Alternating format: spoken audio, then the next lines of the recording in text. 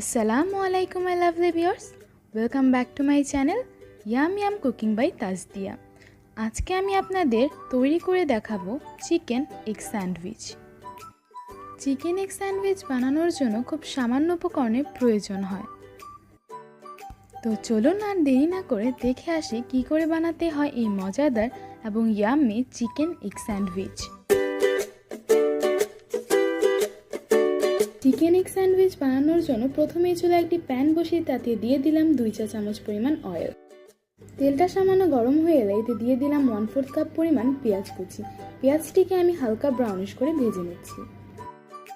দিয়ে দিলাম 1 চা চামচ পরিমাণ গ্রিন চিলি, 1 চা চামচ পরিমাণ আদা রসুন পেস্ট দিয়ে একটু ভালোভাবে মিক্সড করে নিচ্ছি। দিয়ে দিলাম 1/2 চা চামচ পরিমাণ ধনিয়ার গুঁড়ো আর 1/2 চা চামচ পরিমাণ মরিচের গুঁড়ো। সবগুলো উপকরণকে একটু নেড়ে চেড়ে মিশিয়ে নিচ্ছি। 1/2 কাপ পরিমাণ চিকেন ব্রেস্ট দিয়ে দিলাম। চিকেন ব্রেস্টটাকে অন্যান্য উপকরণের সাথে একটু মিশিয়ে নিলাম। দিয়ে দিলাম 1/4 চা চামচ পরিমাণ গোলমরিচের গুঁড়ো। লবণ দিলাম স্বাদ মতো। দিয়ে দিলাম 1/4 কাপ পরিমাণ ধনিয়া পাতা। সবকিছুকে একটু উল্টে পাল্টে মিশিয়ে নিচ্ছি। আমার চিকেনের ফিলিংটি তৈরি। এবার একটি বাটিতে চপড করে কেটে নেওয়া একটি সিদ্ধ ডিম দিয়ে দিলাম আগে থেকে তৈরি করে নেওয়া চিকেনের ফিলিং। সম্পূর্ণ চিকেনের ফিলিংটা দেওয়া হয়ে গেলে দিয়ে দিলাম এতে পর্যাপ্ত পরিমাণ মায়োনিজ।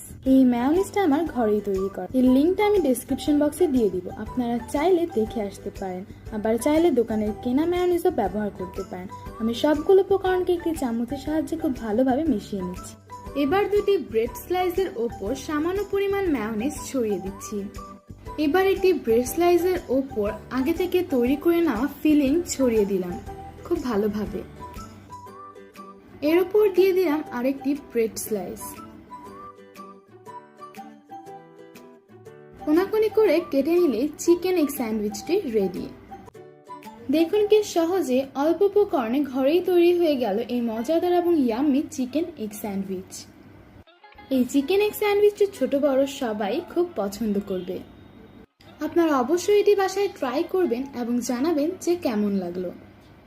আজকের জন্য এতটুকুই। আল্লাহ হাফেজ।